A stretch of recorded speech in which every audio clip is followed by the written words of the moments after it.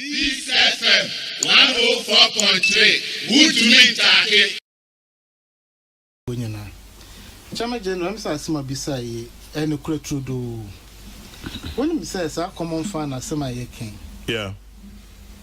I am Rasam Nayaka, and yes, said the Obipe and a soye. Maybe I'm the constitution, but Makai, the constitution provision, Ama, what your phone, no money that day. Now, a person a car kayomo. May kayak the 252 and Sana, the Anu Yena Abba. Mate here. 2521. Or say, there shall be a fund to be known as the District Assembly's Common Fund. There shall be a fund. Shall. No. Or say, subject to the provisions of this Constitution, Parliament shall annually make provisions for the allocation of not less than 5% of the total revenues of Ghana to the District Assemblies for development, and the amount shall be paid into the District Assembly's Common Fund in quarterly installments. Just every 3 months to be able to. Operative word near quarterly installment. And now social this provision I take it 252 now.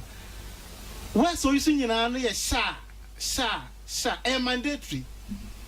Not just say sikana you finance minister Sabekan emra achichere no. Sabo so me nsem bia no. Ese obu ho akwenta na they say they call this not less than 5%. I said they call this assembly na they call here input to juma. Onopodo on the ADBT ranking member for local government.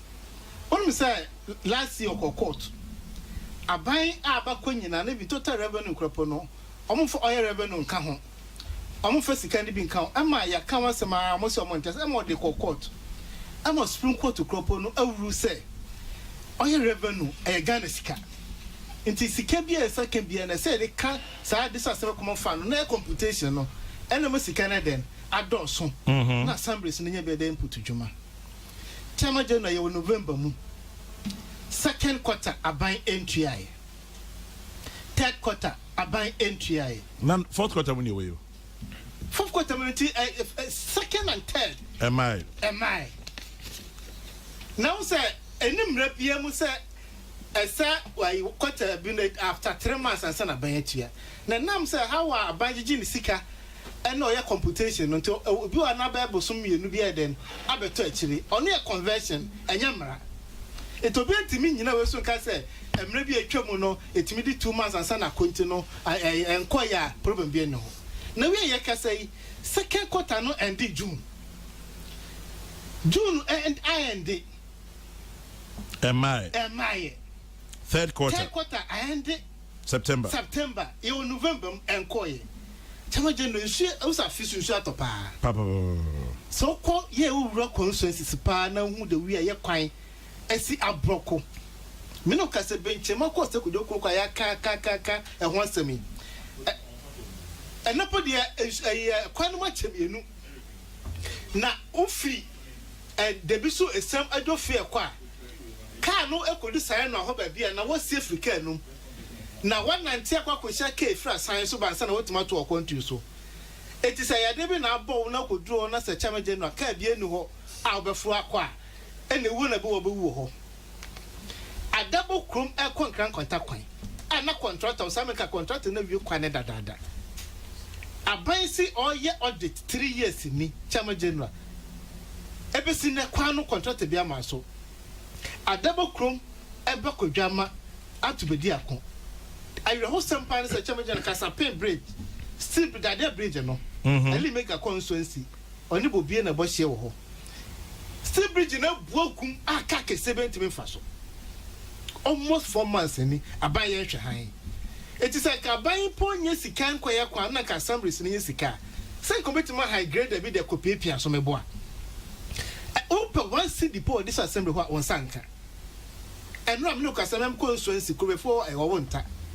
Nanu kwede ejada amount me ko entinema me no ene e fin no mas ayi me organize ai kromo yes say abo am di tipa track e twa abo ko se betimi akwetini aba me shall say we am rashe bedwini e de na ma ya fa ho eno na nra eye committee on local government minority side no omo ye some be should this president me omo frame me because me with the finance committee no yeah it me commissioner can say podo Yen fre and confirm say dia ya ka say no me sika na den no me de call and say be ka asem be so sika mpo ye de call me gina na podo president call sika no and call and no around 2:30 am issue this statement enti minister no so de betimi de nya ne titiri pa and budget obabe reading because this is the last budget of Ken Ofori-Atta German panyin na nadan kwa Akufo-Addo anamu read this budget we invite no parliament no case we two kwan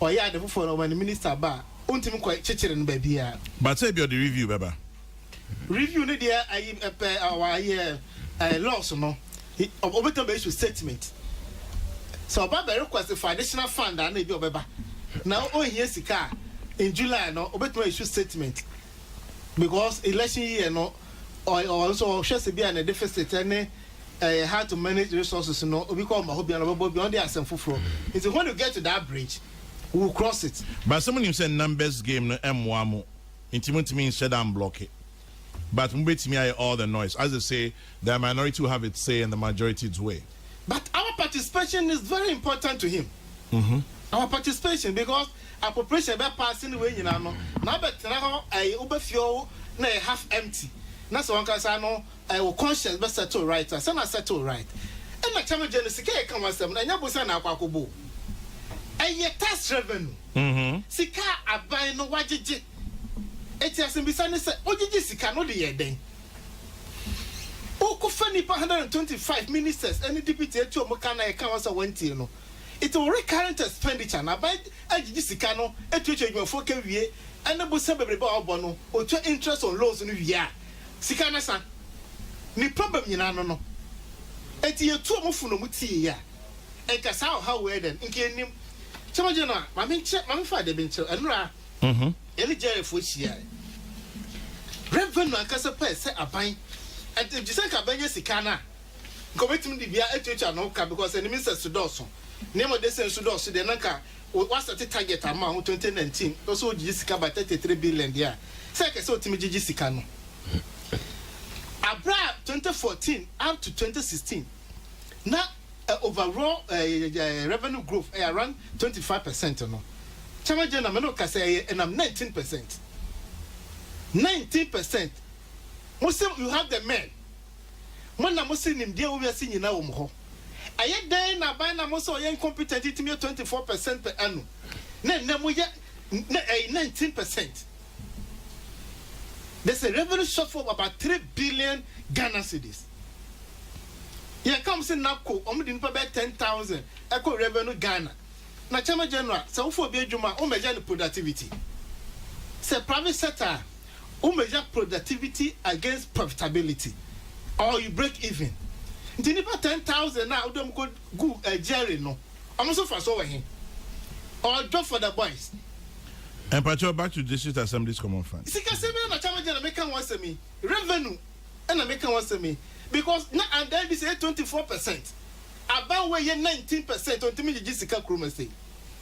Enti nipa dodo na form say by the end of the period no the end will justify the means on ewa hin. Nanti wasa gi sika amanfo tools ewagigi. What's this sika no when me dey go to interest on loans. Me dey go to me for car.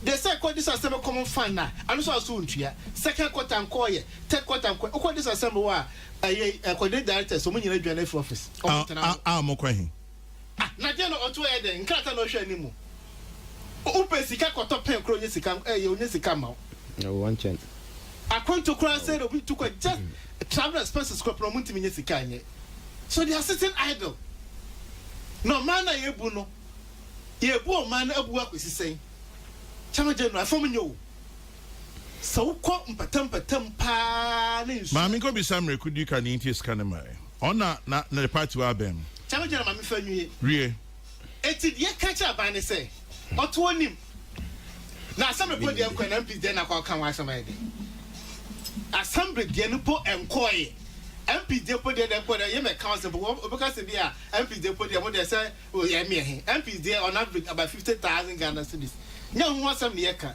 de ko mansin mu e de ko ye akwan e de ko tu nsuo e de ko ye yaresabia ama manfo ho atom no eno ne yeka wasem sesie Eti Ghana I koko bada ko $600 million I say koko improvement no. Land maybe. Koko ya to nyina ko bia iskoja chama general. Ya paki koko ni nyina so kwan ni ntimi koko asa no ntimi twa kwan so. Sika ni ho. Aban o se me nya artifact mamo. Aban mu ko ta maye assembly so be people so so sika so me fan ko assembly no. Net ati aban na ye wo. Chama na mam kwa no. Onya me tell Richard. 2 against 1. Ade ye bobo. Chama jena any person pa na ka ni say no. Etimi di wie no. Yeah. Contractors are abai pam mo fi akwa so nyina. E ka contractors na abo no. Me make calculation bi a kiro. Fanisa obi ko edge loan 5 million for 3 years and 1 year at 25%. And on the kwan na 25% on 5 million no. Interest in 1.250 and can say contractor ni tia. 3 years ni abai interest can ma contractors no. Almost so mo nya kwan no. And patch common fund. This the can not send a make. There be make a common fund. Interest about 3.5 million. Aba be kan. Enti common fund e ka wasa me say every ene ekosi juada. Say sika no aheti assembly's na account or na 14th no. Mrashe Dumodia will not participate in the last budget of this administration. So full say obetime take Guinness for a rider. No, but the people will speak come 2020. Peace FM 104.3. Good to meet Taki.